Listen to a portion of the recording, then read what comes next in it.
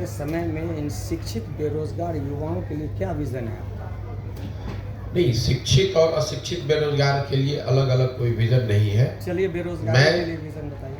मैं यहाँ जो बता रहा हूँ कि बिहार में रोजगार क्यों नहीं है, पहले ये समझिए। समझाइए। बिहार में लोगों को ऐसा लगता है कि सरकारी नौकरी के जरिए रोजगार मिल सकता है।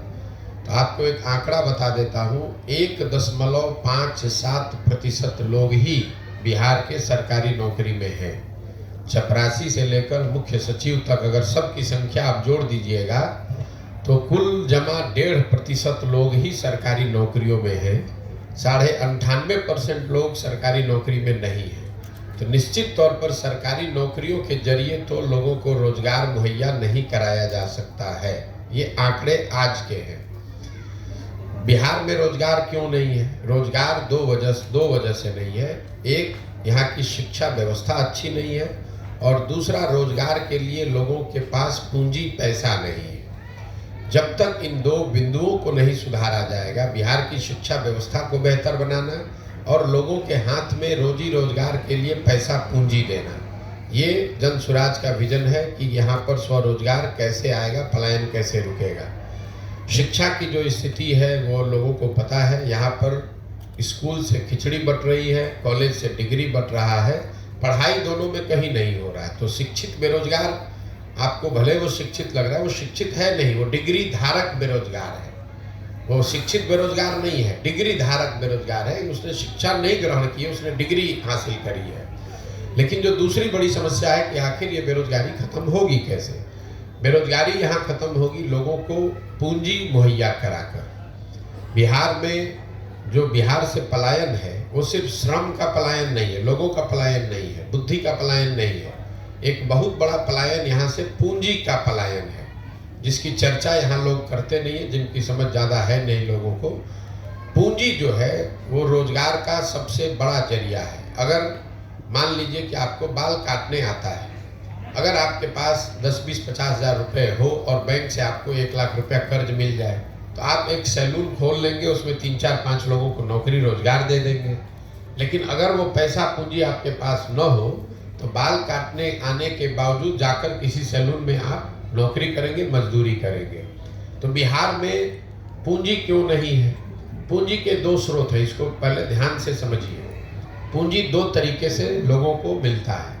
एक, जो पैसा आप कमाते हैं, कमाने के बाद जो खर्च के बाद पैसा बचता है वही आपका मूलधन हुआ, पूंजी हुई। अगर आप 100 रुपया कमाए, 80 रुपया खर्च हुआ, 20 रुपया बचा, वही आपका पूंजी है। तो एक पूंजी का जरिया है बचत, दूसरा पूंजी का जरिया है बैंकों से मिलने वाला कर्ज। अगर आपके पास 20 रुपया बचा हुआ है, बैंक वाले आपको 50 रुपये कर्ज देंगे तो 70 रुपये का आप काम कर पाइएगा। तो बिहार में बचत इसलिए नहीं है कि यहाँ प्रति व्यक्ति आय है 35,000 रुपया। देश में प्रति व्यक्ति आय है 1,35,000 रुपया। तो 35,000 रुपया कमाने वाले समाज में इस महंगाई के ज़माने में बचत तो इतनी बड़ी हो नहीं सकती है कि आपके पास पूंजी आ जाए। दूसरा, जो बैंकों में पैसा जमा हो रहा है, बैंक यहाँ लोगों को पूंजी दे नहीं रहे, ऋण लोन दे नहीं रहे। इसका उदाहरण आप समझिए। देश में बैंकों के ऋण को नापने के लिए एक पैमाना है जिसको कहते हैं क्रेडिट डिपॉजिट रेशियो। मतलब बैंक में कितना पैसा लोगों ने जमा किया, उसके बदले में बैंकों ने कितना पैसा समाज को अलग अलग काम के लिए ऋण के तौर पर, लोन के तौर पर दिया। घर बनाने के लिए, यूट्यूब चलाने के लिए, दुकान खोलने के लिए, गाड़ी खरीदने के लिए। और रिजर्व बैंक ऑफ इंडिया एक आंकड़ा जारी करता है जिसको कहते हैं क्रेडिट डिपॉजिट रेशियो। देश में ये आंकड़ा है 70% का। मतलब जितना देश भर के लोगों ने बैंकों में पैसा जमा किया, अगर 100 रुपया जमा किया तो बैंकों ने 70 रुपया कर्ज के तौर पर लोगों को वापस दिया। बिहार में सीडी रेशियो है 40%। 1990 में जब लालू जी मुख्यमंत्री बने तो बिहार में सीडी रेशियो था 40। लालू जी के 15 साल के शासनकाल में सीडी रेशियो घट के हो गया 28। और अभी 18 साल के नीतीश के प्रयास के बावजूद भी ये अभी भी 40 ही है। इसका असर क्या होता है ये समझिए। पिछले वर्ष, ये हेडलाइन नोट कर लीजिए, पिछले वर्ष बिहार की गरीब जनता ने बैंकों में 4,21,000 करोड़ रुपया जमा किया। 4,21,000 करोड़ रुपया बिहार में लोगों ने बैंकों में जमा किया। बैंकों ने 40% के सीडी रेशियो के हिसाब से कर्ज के तौर पर 1,61,000 करोड़ रुपया लोगों को दिया। बाकी पैसा 1,02,80,000 करोड़ कहाँ गया? ये पैसा चला गया दूसरे राज्यों में जहाँ पर उद्योग धंधे लग रहे हैं, जहाँ स्वरोजगार है, जहाँ तरक्की है, जहाँ व्यापार है। 1990 से लेकर पिछले वित्तीय वर्ष में कुल जमा 1990 से अगर आप जोड़ेंगे 32 साल में बिहार के बैंकों ने 26,20,000 करोड़ रुपया, बिहार के लोगों का रुपया, ये बाहर के उद्योगपति का पैसा नहीं है, ये सरकार का बजट का पैसा नहीं है, बिहार के लोगों के बचत की हुई राशि 26,20,000 करोड़ रुपया बैंकों ने यहाँ से ट्रांसफर कर दिया दूसरे राज्यों में जहाँ पर तरक्की है, व्यापार है, रोजगार है। आप जरा अंदाजा लगाइए कि अगर 26 लाख करोड़ रुपया बिहार के बैंकों ने यहाँ के लोगों को ऋण के तौर पर भी दिया होता तो कितने ज़्यादा लोगों ने यहाँ घर बनाया होता, कितने ज़्यादा लोगों ने गाड़ियाँ खरीदी होती, कितने ज़्यादा लोगों ने स्वरोजगार का कोई ना कोई शुरुआत करी होगी। तो बिहार, और ऐसा नहीं है कि ये बैंकों की मनमर्जी है कि वो कितना पैसा ऋण दें, ये उनकी वैधानिक जिम्मेवारी है कि कम से कम 70% पैसा जो जमा होता है वो उनको ऋण के तौर पर देना ही देना है।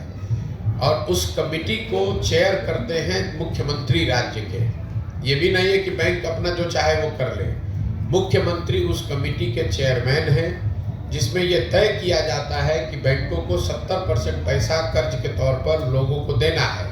लेकिन बिहार में जैसे मुख्यमंत्री की बात पदाधिकारी नहीं सुन रहा है, अफसर नहीं सुन रहे हैं, उसी तरह से बैंक वाले भी उनकी बात नहीं सुन रहे हैं। और दूसरी दिक्कत यह है कि यहाँ के नेताओं को या समाज में इस बात की ज़्यादा समझ है ही नहीं। तो आपको लगता है कि वो चीनी मिल चालू हो जाएगा तो उद्योग लग, उससे रोजगार मिलेगा। एक चीनी मिल लगेगा, उसको लगाने का खर्चा आएगा 10,000 करोड़ मान लीजिए, उसमें 2-4-5,000 आदमी को नौकरी मिलेगा। लेकिन अगर 1 लाख करोड़ रुपया अलग अलग लोगों को ऋण के तौर पर मिल जाए तो उससे कितना रोजगार सृजित होगा, कितने लोग बिजनेस व्यापार करेंगे। तो जन सुराज का विजन ये है कि यहाँ पर शिक्षा को रोजगार पाने वाला बनाया जाए, लोगों को डिग्री नहीं बांटा जाए, लोगों को शिक्षित किया जाए और फिर उनको पूंजी मुहैया कराया जाए बैंकों के जरिए, ताकि लोग अपने क्षमता के अनुसार, अपनी इच्छा के अनुसार कुछ न कुछ रोजगार कर सकें। उससे उनकी आर्थिक तरक्की होगी और उसी से बिहार का विकास होगा। जब तक शिक्षा और पूंजी ये 2 चीज मुहैया नहीं होगी तब तक सरकार के किसी भी प्रयास से बिहार में गरीबी खत्म नहीं हो सकती है। आपके कहने के अनुसार डिग्री मिला, लोगों में ज्ञान नहीं है। बिल्कुल नहीं, यहाँ की हमारे कहने के अनुसार नहीं। यहाँ आपको आप उससे अगर इत्तेफाक नहीं रखते यहाँ की शिक्षा व्यवस्था जो है बिहार की, उसको कैसे संचालित किया जाए? शिक्षा व्यवस्था फिर वही बात है, हर चीज को आप लोग 2020 मैच के तौर पर देखते हैं। यही यहाँ के नेताओं का भी हालत है। शिक्षा व्यवस्था कैसे सुधरेगा, शिक्षा व्यवस्था क्यों बिगड़ा है पहले इसको समझिए। इसलिए नहीं शिक्षा व्यवस्था बिगड़ गई है, लोग कहते हैं कि स्कूल से खिचड़ी बट रहा है इसलिए शिक्षा व्यवस्था खराब है। अगर खिचड़ी बटने से शिक्षा व्यवस्था खराब होती तो कॉलेज में तो खिचड़ी नहीं बट रहा है, 8वीं क्लास से ऊपर के स्कूलों में तो खिचड़ी नहीं बट रही है, वहाँ शिक्षा व्यवस्था क्यों खराब है? कुछ लोग कहते हैं कि नियोजित शिक्षक गुणवत्ता उनकी खराब है इसलिए शिक्षा व्यवस्था खराब है। तो अगर नियोजित शिक्षकों से ही शिक्षा व्यवस्था खराब है तो Patna science college, CM science college, MS college, Bettiah, Patna college में पढ़ाई क्यों नहीं हो रही है? वहाँ तो नियोजित शिक्षक नहीं पढ़ा रहा है। शिक्षा व्यवस्था इसलिए खराब है कि पिछले 30-40 वर्षों में बिहार में समाज और सरकार, मैं सरकार के समाज को भी जोड़ रहा हूँ, दोनों की प्राथमिकता में कहीं ना कहीं शिक्षा है ही नहीं। लोग भी यहाँ अपने आप को शिक्षित नहीं बनाना चाहते, डिग्री लेना चाहते हैं, खिचड़ी खाना चाहते हैं। आप भी अपने बच्चों को स्कूल में खिचड़ी खाने के लिए भेज रहे हैं, साइकिल लेने के लिए, पोशाक लेने के लिए भेज रहे हैं, उनको पढ़ाने के लिए नहीं भेज रहे हैं। और सरकार ने भी, नेताओं ने भी ये भांप लिया है कि लोगों को पढ़ाई नहीं चाहिए, खिचड़ी बांटो, पोशाक बांटो, इनसे वोट लेते रहो। तो कहीं न कहीं समाज और सरकार दोनों की प्राथमिकताओं में शिक्षा है ही नहीं। पूरा समाज अपने ये समझ ही नहीं पा रहा है कि अगर हम जब तक शिक्षित नहीं बनेंगे तब तक हमारा बच्चा, उसको जीवन भर मजबूरी में मजदूरी ही करना पड़ेगा। तो समाज के स्तर पर यह प्रयास होना चाहिए। जहाँ तक सवाल है सरकार इसको कैसे सुधारेगी, हम लोग का अपना मत है कि शिक्षा व्यवस्था सुधारने के लिए बिहार में हर जगह विद्यालय बनाने के बजाय हर प्रखंड में 5 विश्व स्तरीय विद्यालय बनाने की जरूरत है और सारे विद्यालयों को बंद कर दिया जाए, 5 अच्छे विद्यालय बनाए जाए और लोगों तक शिक्षण संस्थाओं को पहुंचाने के बजाय लोगों को अच्छे शिक्षण संस्थाओं में पहुंचाया जाए। इसका मतलब ये है कि अगर एक प्रखंड में 5 सही विद्यालय बना दिए जाएं और लोगों को स्कूल बस की सुविधा दे दी जाए तो लोग 15 मिनट, हम लोग का अपना आकलन है कि किसी भी परिवार के बच्चे को 15 से 20 मिनट से ज़्यादा समय नहीं लगेगा स्कूल बस के जरिए उस स्कूल में पहुंचने में, जहां पर सिर्फ खिचड़ी नहीं बटेगा, जहां पढ़ाई होगी। दुनिया भर में जहां पर भी शिक्षा की अच्छी व्यवस्था है वहां समाज के पास स्कूलों को नहीं ले गया, लोगों को अच्छे स्कूल में लाया गया। तो हम लोग की सोच ये है कि बिहार की जो शिक्षा का बजट है 40,000 करोड़ रुपया, इसका 1/3 मतलब 15,000 करोड़ रुपया इस बात पर खर्च किया जाए कि हर प्रखंड में प्रति वर्ष एक विश्व स्तरीय विद्यालय बनाया जाए, ताकि 5 वर्ष में हर प्रखंड में 5 ऐसे विश्व स्तरीय विद्यालय बन जाएं और उनको फिर लोगों को ये सुविधा दी जाए ताकि लोग बसों के जरिए या गाड़ियों से अपने बच्चों को स्कूल तक ले आएं। अगर आप दिल्ली बॉम्बे में रहते हैं तो स्कूल आपके घर के बगल में नहीं है, सबके बच्चे स्कूल बस से जाते हैं उन संस्थाओं में जहां अच्छी पढ़ाई होती है। आधा घंटा 45 मिनट लोग स्कूल बस से जाते हैं, बच्चे पढ़ते हैं और फिर स्कूल बस से वापस आते हैं। पूरी दुनिया में जहां पर भी आप जाइएगा यही व्यवस्था है। हर घर के बगल में स्कूल नहीं बनाया गया है। स्कूल एक ऐसी जगह पर है जहां पर हर आदमी बस से, गाड़ी से, साइकिल से 10 मिनट में, 15 मिनट में पहुंच सके। बिहार में क्या हुआ है, समता मूलक शिक्षा नीति के नाम पर हर जगह विद्यालयों के भवन बना दिए गए। नतीजा क्या हुआ, जहां विद्यालय का भवन है वहां शिक्षक नहीं है, जहां शिक्षक है वहां भवन नहीं है, जहां दोनों है वहां बच्चे नहीं है, जहां तीनों है वहां पढ़ाई नहीं है। तो ये समता मूलक शिक्षा नीति बनाने के नाम पर पूरी व्यवस्था को चौपट कर दिया गया। जरूरत इस बात की है कि इस चीज को फिर से रीअरेंज किया जाए और सारी व्यवस्था को 4 या 5 बेहतर स्कूल बनाने के दिशा में समेटा जाए कि हर प्रखंड में कम से कम 5 अच्छे विश्व स्तरीय विद्यालय हों। अगर हर साल हम लोग एक विश्व स्तरीय विद्यालय भी बनाएं, क्योंकि पैसा इतना ही है बिहार में कि आप एक विद्यालय हर साल बना सके, मतलब 550 विद्यालय अगर डेली हर साल बनाए जाए अच्छे, तो वो सरकार बना सकती है। अगले 10 वर्ष में एक प्रखंड में 10-10 विश्व स्तरीय विद्यालय हो जाएंगे, बजाय इसके कि कहीं कमरा बनाए तो बेंच नहीं है, बेंच बनाया तो टीचर नहीं है, टीचर है तो पढ़ाई नहीं है, इसका कोई फायदा नहीं है। क्या एक रिक्शा चलाने वाले से लेके राज्य और देश को चलाने वाले पूरे सिस्टम के बच्चे एक ही स्कूल में पढ़े, ये उपयुक्त नहीं होगा, ये बेहतर नहीं होगा शिक्षा के क्षेत्र में? नहीं, हम लोग लोकतांत्रिक देश में रहते हैं और ये कहना कि सारे लोग एक विद्यालय में पढ़ेंगे उससे शिक्षा की व्यवस्था अच्छी हो जाएगी, ये लोगों का भ्रम है। ऐसा दुनिया में कहीं कोई प्रमाण नहीं है।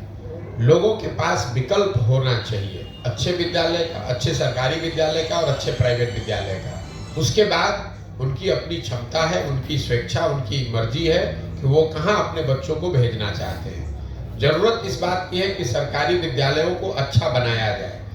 विद्यालय अच्छे नहीं है और सब पर कानून बनाकर कहा जाए कि आप अपने बच्चे को भी यहाँ पढ़ाइए, वो तो वही हुआ जो बिहार में हो रहा है पिछले 35 साल से। समता मूलक समाज बनाने के नाम पर सबको अनपढ़ बना दिया गया, बन गया समता मूलक। पूरा बिहार गरीब हो गया, कोई अमीर नहीं है तो हो गई बराबरी सबकी, आपस में सब बराबर हो गए, सब गरीबे हैं यहाँ पर। तो तरक्की के 2 रास्ते, बराबरी के 2 तरीके हो सकते हैं। एक तरीका यह है कि सब आगे बढ़े, दूसरा तरीका है कि भैया किसी को आगे मत बढ़ने दो, सब बराबर ही कमा रहा है, सब गरीब है। तो आप जो बात बता रहे हैं वो दूसरा तरीका है जो सही नहीं है कि विद्यालय बने चाहे न बने, लोग को लगता है कि वहां पर सारे अफसर के बच्चे पढ़ने लगेंगे तो विद्यालय सुधर जाएगा। नहीं सुधरेगा। विद्यालय अच्छा बने, उसके बाद लोगों की स्वतंत्रता है। जो अगर विद्यालय अच्छा होगा तो लोग वहाँ जरूर पढ़ने आएंगे।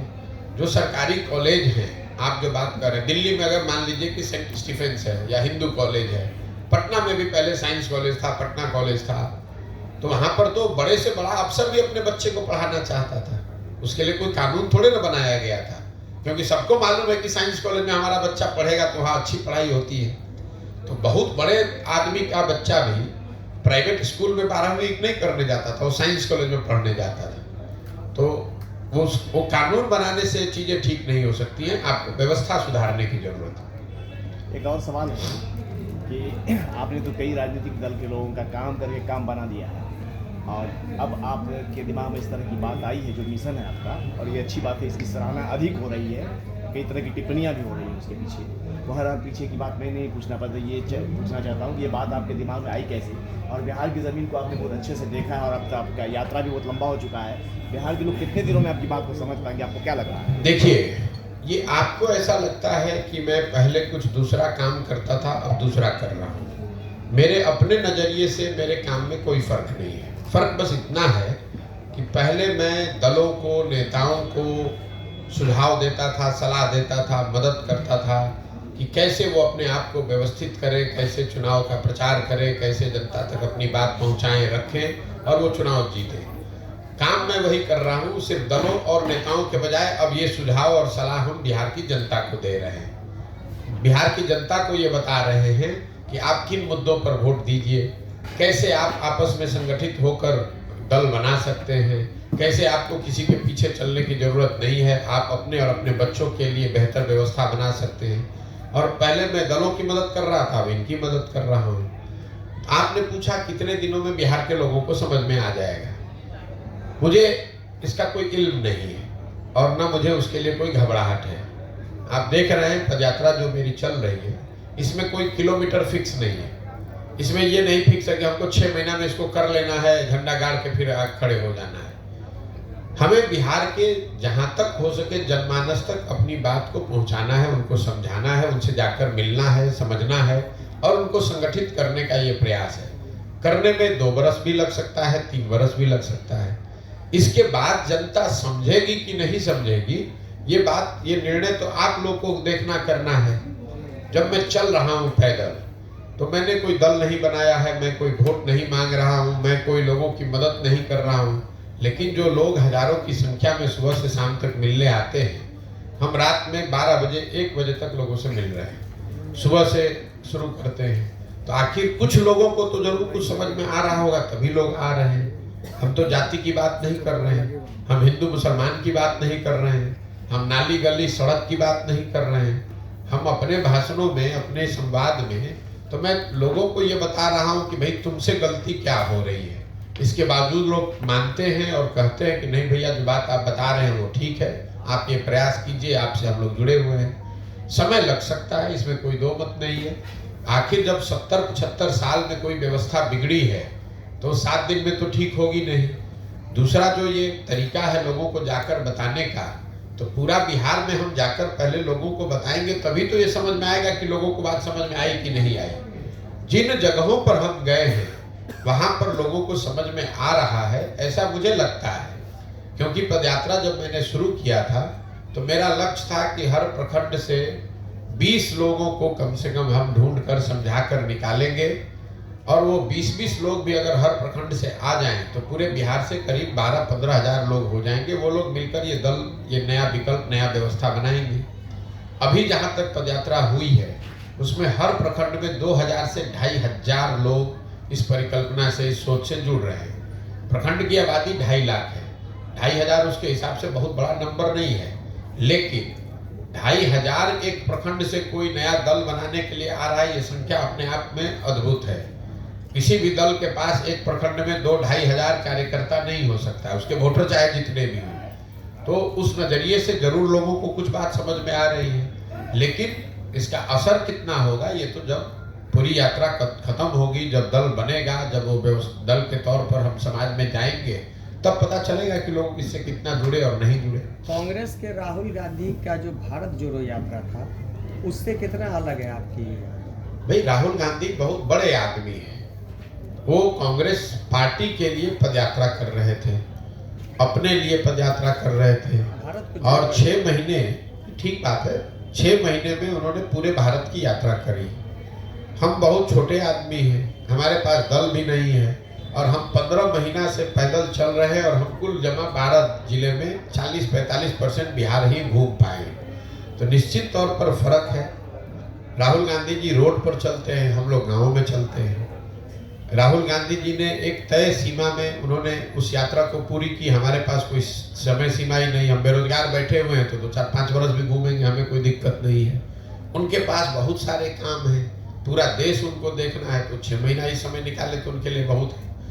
मुझे ऐसा लगता है कि बिहार को के बेहतरी के लिए मुझे 2 साल लगे, 3 साल लगे, मुझे जमीन पर उतरकर गांव-गांव जाकर जो काम मैं कर रहा हूं वो करूं। दूसरा क्या कर रहा है उससे हमें कोई लेना देना नहीं। सर, 2014 से जो देश की राजनीति में उपजा है जाति धर्म, आप पद यात्रा चला रहे हैं, बिहार के लोगों को जागरूक कर रहे हैं, विकास पे चुनाव लड़िए, अपने लिए चुनाव लड़िए, अपने बच्चों के लिए वोट दीजिए। आपको लग रहा है कि यहाँ के लोग आपकी बात से सहमत हैं या फिर आपकी बात को समझ रहे हैं? भैया, मैं आपको बार बार वही सवाल आप दोबारा पूछ रहे हैं जो साहब ने पूछा। लोग समझ रहे हैं कि नहीं, ये बात तो आप लोगों से पूछिएगा, हम तो बता नहीं सकते हैं, हम तो अपनी बात कह रहे हैं। आपने कहा कि अगर लोग, मैंने ये कहा कि अगर लोग समझ नहीं रहे तो यहाँ आ क्यों रहे? हम किसी को गाड़ी भेजकर तो बुला नहीं रहे, हम तो यहाँ कैंप में बैठे हुए हैं। 25 आदमी आएगा तो भी बात करेंगे, 500 आदमी आएगा तो भी बात करेंगे। कोई आपको ये नहीं मिला होगा ये बताने वाला कि प्रशांत किशोर ने गाड़ी बस भेजा है, हम लोग को कैंप में बुलाया है। हम आकर यहाँ पर कैंप लगाकर बैठे हैं, अपनी बात कह रहे हैं। आपको अच्छा लगे तो जुड़िए, नहीं अच्छा लगे तो जहाँ है वहाँ रहिए। ठीक है भैया। नीतीश कुमार का बनारस रैली होने वाला है, आप बोलते हैं कि नीतीश कुमार का राष्ट्रीय स्तर पर कोई वर्चस्व नहीं है। हमको बोलने की जरूरत है। नीतीश कुमार का बिहार में जब कोई वर्चस्व नहीं तो राष्ट्रीय स्तर पर कैसे वर्चस्व हो जाएगा? आप हमारे कहने पर मत जाइए। 243 विधायकों के यहाँ पर विधानसभा में नीतीश कुमार का 42 गो विधायक है, तो क्या बताता है कि बिहार में बहुत उनका वर्चस्व है।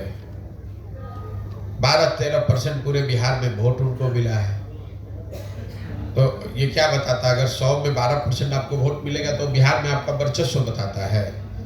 तो जिसका बिहार में ही वर्चस्व नहीं है उसका देश में कैसे हो जाएगा? ये तो लॉजिक, कॉमन सेंस की बात है। रैली करने को तो आप जाकर केरल में रैली करने लगे तो कोई रैली करने पर तो रोक है नहीं। फिर सुशासन बाबू क्यों कहला रहे हैं? हमको तो कोई नहीं मिला जो नीतीश कुमार को सुशासन बाबू अभी कह रहा है। पहले किसी जमाने में 2005 से 2012-13 का एक दौर था जब लोगों को, बिहार की जनता को ऐसा लगा था कि बिहार में कुछ सुधार हो रहा है, और वो इसलिए लगा था कि बिहार की जनता ने 15 बरस लालू राज, जंगल राज देखा था। तो जब बहुत अंधेरा होता है उसमें एक छोटा सा दिया भी जलेगा तो उसका प्रकाश थोड़ा ज़्यादा दिखता है, और कुछ प्रयास उन्होंने शुरुआती दिनों में किया भी था। लेकिन 2014 के बाद जो नीतीश कुमार हैं उनको कोई भी सुशासन बाबू नहीं कहता। वो तो खुद ही अपने आप को अगर कह रहे हैं तो सुशासन बाबू कह रहे हैं, जनता तो नहीं कह रही है।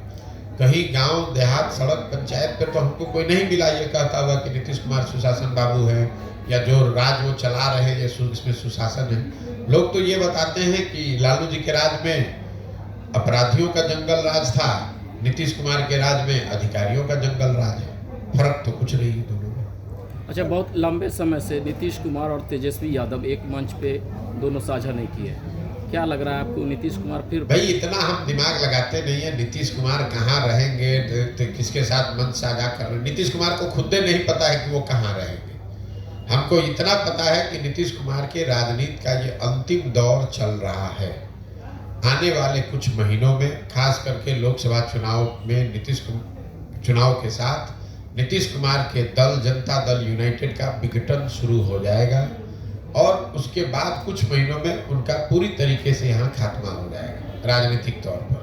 वो न दल बचेगा, न दल के लोग बचेंगे, न दल के नेता बचेंगे। लोकसभा चुनाव तक जितना हाथ पांव मारना है मार लीजिए, 1-2 सीट जहाँ लड़ना है लड़ लीजिए, एक दो कहीं कोई सफलता मिल जाए तो मैं नहीं कह सकता हूँ, लेकिन हमने ये कहा है कि लोकसभा चुनाव में नीतीश कुमार के जनता दल यूनाइटेड को 5 सीट भी नहीं आएगा।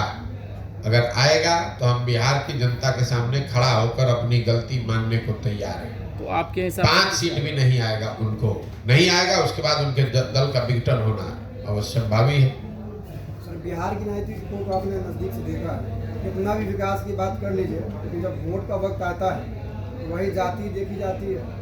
आपका क्या इरादा, मतलब आप चुनाव के टाइम में बताएंगे कि मैं ये करूँगा? आपके जितना तो राजनीति की हमको समझ नहीं है, लेकिन अगर आप ही के बात को हम सही मान लें तो आप हमको समझा दीजिए कि मोदी जी को बिहार में तो वोट पड़ा है कि नहीं पड़ा है? पड़ा है। मोदी जी के जाति के कितने लोग बिहार में रहते हैं ये बता दीजिए। अगर जाति पर ही, आपने कहा कि हर आदमी जाति पर ही वोट देता है, तब तो मोदी जी को बिहार में एक भी वोट नहीं मिलना चाहिए था। इसी बिहार में 20% मुसलमान रहते हैं। ये सारे लोग जनता दल ये आरजेडी को वोट देते हैं, तो लालू जी की जाति और मुसलमानों की जाति तो एक नहीं है, तो क्यों देते हैं ये लोग वोट आरजेडी को? इतना जो आप लोग सिंप्लीफाई कर देते हैं कि सब जाते पर दे रहा है। अगर ऐसा होता तो ना मोदी को वोट मिलता हिंदुओं का, ना आरजेडी को वोट मिलता मुसलमानों का। वोट मूलतः यहाँ 4 बिंदुओं पर पड़ता है। पहला, उसमें एक जाति भी बड़ा मुद्दा है, लेकिन जाति एकमात्र मुद्दा नहीं है। समाज में एक बहुत बड़ा वर्ग है जो हिंदू मुसलमान के नाम पर वोट देता है।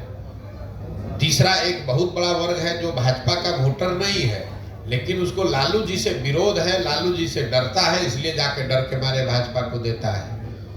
5 वर्ष वो भाजपा के नेताओं को गाली देता है, लेकिन चुनाव जब दिखता है कि सामने आरजेडी जीत सकती है तो आरजेडी को तो दे नहीं सकता, तो जाके भाजपा को देता है।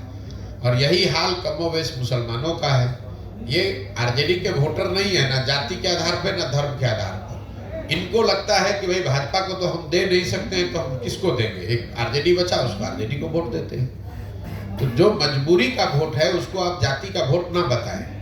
ये जाति का वोट नहीं है, ये मजबूरी का वोट है, डर का वोट है, विकल्प नहीं है इसलिए दे रहे हैं। विकल्प बन जाएगा, नहीं देंगे उसको वोट। अच्छा, केंद्र में जो अभी सरकार है तो इसको कितना फर्क पड़ेगा 24 लोकसभा में, ये इंडिया गठबंधन जो बना है? कितना फर्क पड़ेगा इस पे निर्भर करता है कि इंडिया गठबंधन कितना बढ़िया बनता है, कितना बढ़िया उसको चलाया जाता है, क्या कार्यक्रम। स्कोप क्या है भैया? ऐसा है, आप किताब खरीद के ले आइएगा घर, उससे परीक्षा पास हो जाइएगा। सबसे बढ़िया जो मार्केट में किताब है वो खरीद के ले आइए, बिना पढ़े हुए आप पास हो जाइएगा। तो इंडिया अलायंस वैसे ही है कि आपने किताब मार्केट से जमा कर लिया, अब उसको पढ़ना भी तो पड़ेगा भाई। कोई उसका कार्यक्रम हो, नैरेटिव हो, नीचे जनता उससे जुड़े, समझे, तब तो फायदा होगा। किताब खरीद के ला के घर रख लीजिएगा और कहिएगा परीक्षा में कितना नंबर आएगा। पढ़िएगा, बढ़िया पढ़िएगा तो बढ़िया नंबर आएगा, नहीं पढ़िएगा तो फेल हो जाइएगा। वही हाल इंडिया अलायंस का भी होगा। बहुत बहुत धन्यवाद भैया। आखिरी सवाल कर लिया जाए। मैं सर, भाजपा का जो राजनीति का तरीका आप जानते हैं, हिंदू मुस्लिम वाला है, और भाजपा के पीछे पूरी आरएसएस की पूरी लॉबी जो 100 साल की तैयारी होगी, और लगातार आरएसएस के जो भी कार्यकर्ता हैं या फिर उनको मानने वाले बढ़ते जा रहे हैं, यानी भाजपा के वोटर्स बढ़ते जा रहे हैं। और जब भाजपा के वोटर बढ़ेंगे तो इधर सेकुलर वोटर सब कम होते जाएंगे। सर, उन्हें रोकने के लिए क्या तरीका आप? ऐसा है कि अगर भाजपा के वोटर बढ़ ही रहे जैसा आप बता रहे हैं, तो भाजपा फिर 15 राज्यों में चुनाव कैसे हारी है? तो जीत भी रही है सर। भैया, जीत वहां रही है जहां उनका मुकाबला ज्यादातर जगहों पर कांग्रेस से है। तो अपनी ताकत से जीतने के बजाय वो कांग्रेस की कमजोरी से ज्यादा जीत रहे हैं।